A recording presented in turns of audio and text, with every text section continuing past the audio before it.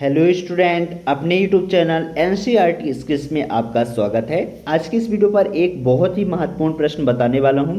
प्रश्न है, संदेह एवं भ्रमित अलंकार में अंतर लिखिए। जो संदेह अलंकार है और भ्रमित अलंकार है, इन दोनों में अंतर लिखने को आ जाता है कई बार, है ना। और कई बार पूछ देता है संदेह अलंकार की परिभाषा लिखिए और उदाहरण भी लिखिए, भ्रमित अलंकार की परिभाषा और उदाहरण लिखिए। तो सारी चीज़ें इस वीडियो पर कवर करने वाला हूँ और बहुत ही सरल तरीके से आपको बताने वाला हूँ अंतर सारी चीज़ें। तो एक बार में आपको रटा दूंगा बच्चों, बहुत ही सरल तरीके से बताऊंगा जो कि आपको एक बार में रट जाएगा। लेकिन वीडियो को स्किप मत करना, एकदम पूरे लास्ट तक वीडियो को देखना।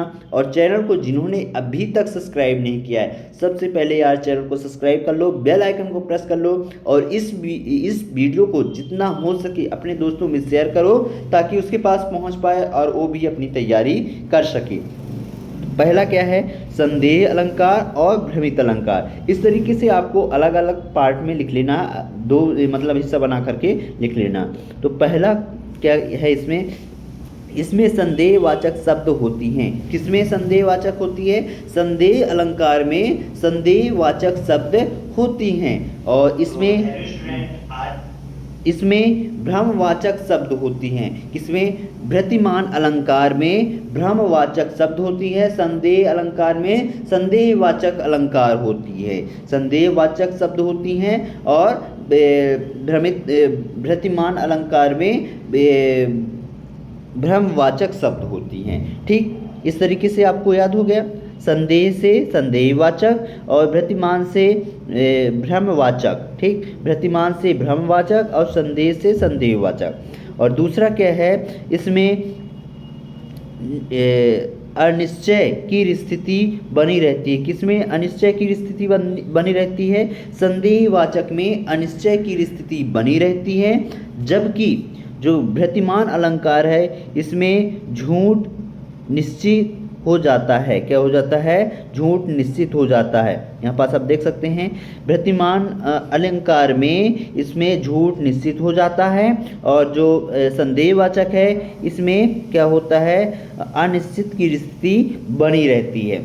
और थर्ड नंबर क्या है, इसमें हम स्वयं भ्रम दूर कर सकते हैं। किसमें? संदेहवाचक में। यानी हमें कुछ संदेह है या कुछ हमें समझ में नहीं आ रहा है, हमें संदेह लग रहा है कि ये नहीं, ये हो सकता है, तो इसमें अपने हम भ्रम को मतलब भ्रम को दूर कर सकते हैं, उससे जा कर के पूछ के भ्रम को दूर कर सकते हैं। लेकिन जो भ्रतिमान अलंकार होता है, इसमें भ्रम दूर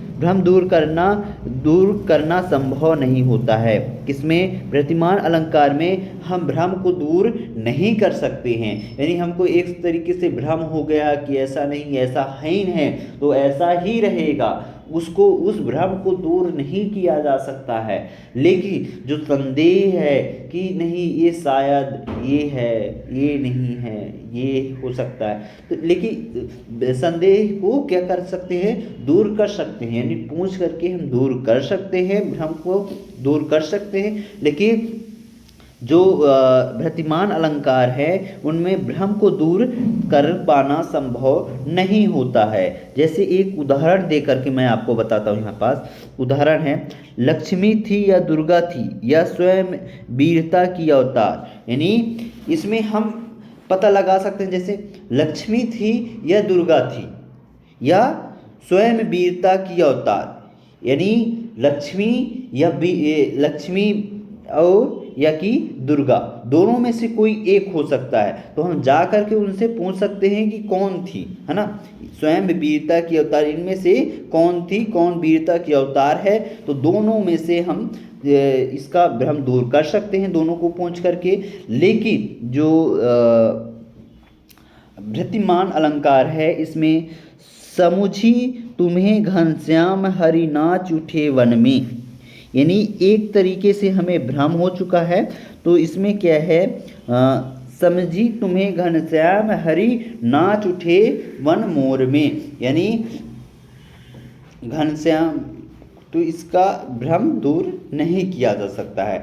इस तरीके से आपको यहाँ पास मैंने 4 उदाहरण बता दिए हैं भ्रातिमान संदेह अलंकार और भ्रातिमान अलंकार में। तो इसको आप अच्छे से रट लीजिएगा, तैयार कर लीजिएगा। ये बहुत ही सरल तरीके से मैंने संदेह अलंकार और भ्रातिमान अलंकार में अंतर लिखा है, और इसको तैयार करके जाना। और इस वीडियो को जितना हो सके अपने दोस्तों में शेयर कर दो, ताकि सभी के पास पहुंच पाए और वो अपनी तैयारी अच्छे से कर पाएं। मिलते हैं अगले वीडियो पर, तब तक के लिए जय हिंद, जय भारत।